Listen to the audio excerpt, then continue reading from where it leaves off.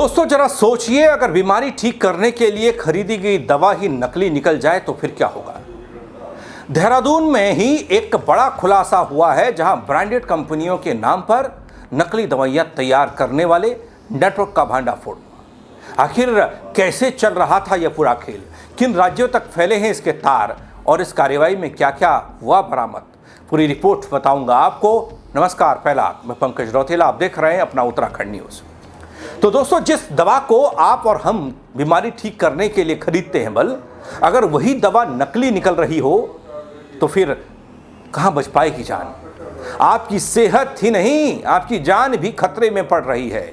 देहरादून में ऐसा एक खुलासा हुआ, एक बड़ा खुलासा हुआ, जहां ब्रांडेड कंपनियों के नाम पर नकली दवाएं बनाने वाले एक बड़े नेटवर्क से पर्दा उठा। वीडियो को अंत तक जरूर देखिएगा, बहुत कुछ समझ पाएंगे आप। दोस्तों, देहरादून के ईस्ट होप टाउन इलाके में उस वक्त हड़कंप मचा जब खाद्य सुरक्षा और औषधि प्रशासन विभाग, उत्तर प्रदेश औषधि नियंत्रण विभाग और स्थानीय पुलिस की संयुक्त टीम ने एक मकान पर छापा मारा। कार्रवाई के दौरान इस प्रतिष्ठित दवा कंपनी के नाम से बनाई जा रही बड़ी मात्रा में नकली दवाइयां बरामद की गई। दोस्तों, छापेमारी में दवाओं के खाली रैपर, पैकिंग सामग्री, लेबल, नकली ब्रांडिंग, दवाएं बनाने में इस्तेमाल होने वाली मशीनें भी जब्त की गई हैं। दोस्तों, शुरुआती जांच में ये मामला सामने आया कि इस नेटवर्क के तार सिर्फ उत्तराखंड तक सीमित नहीं हैं, बल्कि दूसरे राज्यों तक फैले हुए हैं।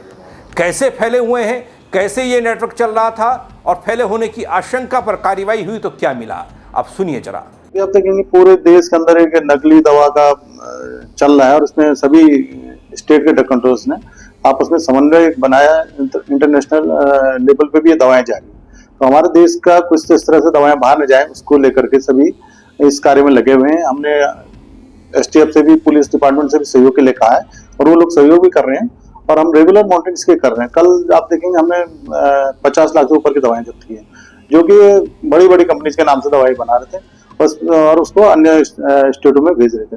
तो वहाँ के जो उत्तर प्रदेश के इंस्पेक्टर भी हमने बुलाए थे मौके पे, और हमारे इंस्पेक्टर और पुलिस इंस्पेक्टर सब साथ थे, तो हमने इस पे कार्रवाई की और भविष्य में हमने ऐसा। दोस्तों, जांच एजेंसियों का यह मानना कि नकली दवा बनाने वाले गिरोह जानी मानी बड़ी कंपनियों के नाम पर पैकेजिंग का इस्तेमाल कर लोगों को धोखा दे रहे हैं। आपको, हमको धोखा दिया जा रहा है। वैसी दवाएं बाजार में पहुंच जाती तो मरीजों की जान तक खतरे में पड़ सकती थी। हालांकि कितनी पहुंची, कहां पहुंची, ये कोई नहीं जानता, लेकिन हाँ, नहीं पहुंची हो तो बेहतर है। अधिकारियों के मुताबिक दोस्तों, हाल में देश भर के ड्रग्स कंट्रोलर की बैठक में राज्य के बीच में एक समन्वय बढ़ाने और नकली दवा नेटवर्क पर संयुक्त कार्रवाई की रणनीति बनाई गई थी। और इसी रणनीति के बाद उत्तर प्रदेश से एक जानकारी मिलती है, उस आधार पर देहरादून में कार्रवाई होती है। देहरादून में ही नहीं दोस्तों, उत्तराखंड के कुमाऊं के हिस्से में रुद्रपुर और उधम सिंह नगर का जिला, नैनीताल जिला, यहाँ का हल्द्वानी शहर, यहाँ पर भी बीते रोज एक बड़े नेक्सस का खुलासा हुआ था, जिसमें नकली, नशीली, जहरीली दवाइयां बनाई जा रही थी। अब इस पूरे मामले पर प्रदेश के मुख्यमंत्री पुष्कर सिंह धामी का ध्यान गया। धामी के नेतृत्व में राज्य सरकार नकली दवाओं के कारोबार के खिलाफ लगातार अभियान चलाने की बात कर रही है, और यह विभाग कहता है कि जन स्वास्थ्य से खिलवाड़ करने वाले ऐसे गिरोह के खिलाफ आगे भी इसी तरह की संयुक्त कार्रवाई जारी रहेगी। माननीय मुख्यमंत्री महोदय के निर्देशानुसार जन स्वास्थ्य से खिलवाड़ करने वाले और नकली दवाओं वाले गिरोह पर लगातार ऑपरेशन पिल के तहत एसटीएफ कार्रवाई कर रही है। इसी कार्रवाई के क्रम में कल एसटीएफ कुमाऊं की टीम द्वारा एक बड़ी कार्रवाई करते हुए बाजपुर में स्थित एक प्रतिष्ठान पर छापेमारी की गई, जिसमें 1 लाख से अधिक मेडिसिन दवाएं और 15,000 से अधिक सिरप जो बरामद किए गए, जो विभिन्न तरह के जीवन रक्षक दवाएं जिसमें शामिल हैं, जिसमें एंटीबायोटिक्स है, जिसमें एंटा एसिड है, और विभिन्न तरह की अन्य कैल्शियम और अन्य तरह के जो बूस्टर सिरप हैं वो उसमें मौजूद हैं। साथ ही साथ इनके जो रैपर, जो छपे हुए रैपर हैं वो बरामद हुए हैं। दवाएं जिन मशीनों पे बनती थी वो मशीनें बरामद हुई हैं।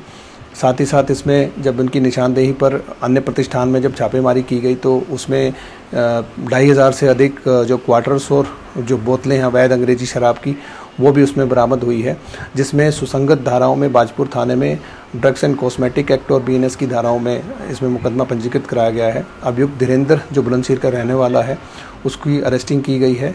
और साथ ही साथ जो अन्य जो सिंडिकेट से संबंधित मेंबर हैं उसके बारे में जो टीम की कार्रवाई है वो प्रचलित है। अब जांच एजेंसियां ये पता लगाने में जुटी हैं कि ये नेटवर्क कब से सक्रिय था, नकली दवाएं किन किन राज्यों और किन किन जिलों में सप्लाई हो रही थी, कहां हो चुकी हैं, इस गिरोह में कितने लोग शामिल हैं। दोस्तों, देहरादून और अपने उत्तराखंड समेत उत्तर प्रदेश के कई जिलों में इस कार्रवाई से हड़कंप मचा और साफ हुआ है कि नकली दवाइयों का कारोबार अब सिर्फ एक जिले तक, एक राज्य तक सीमित नहीं है। इसका नेक्सस, इसका नेटवर्क अंतर्राज्यीय नेटवर्क में तब्दील हो चुका है। ऐसे में जांच एजेंसियों की अगली कार्रवाई पर सबकी नज़र है। दोस्तों, इस नेटवर्क की जड़ें आखिर कहां तक जाती हैं। नकली दवाइयों का कारोबार दोस्तों सिर्फ कानून तोड़ने का मामला नहीं है, बल्कि सीधे आपकी, हमारी, आम जन की, लोगों की जान से खिलवाड़ का मामला है। ऐसे में कार्रवाई जितनी बड़ी और जितनी जल्दी हो उतना अच्छा। और बड़ी चुनौती इस पूरे नेटवर्क को खंगालना, जड़ों तक पहुंचना भी है और उसे खत्म करना भी है। देखना यह है कि जांच में और कौन कौन से चेहरे सामने आते हैं। क्या इस कार्रवाई के बाद नकली दवाइयों के कारोबार पर प्रभावी रोक लग पाती है या फिर नहीं। लेकिन इस गोरख धंधे पर क्या कहेंगे आप, जिससे आपकी सेहत पर हो रहा खिलवाड़। भाई, बीमार हुए बचने के लिए दवाइयाँ खाता है इंसान, लेकिन अगर दवाइयाँ जहरीली निकले, नकली निकले, तो फिर करिएगा क्या। अपनी राय ज़रूर दीजिएगा खबर पर। मेरे साथ जुड़ने के लिए आप सबका बहुत शुक्रिया। हाँ, शेयर कीजिएगा और लोग भी अपनी राय दे पाएँ। फेसबुक पर देख रहे हैं, फॉलो कर लीजिएगा। यूट्यूब पर देख रहे हैं, नए हैं या सब्सक्राइब नहीं किया है, वो कर दीजिएगा। जय उत्तराखंड।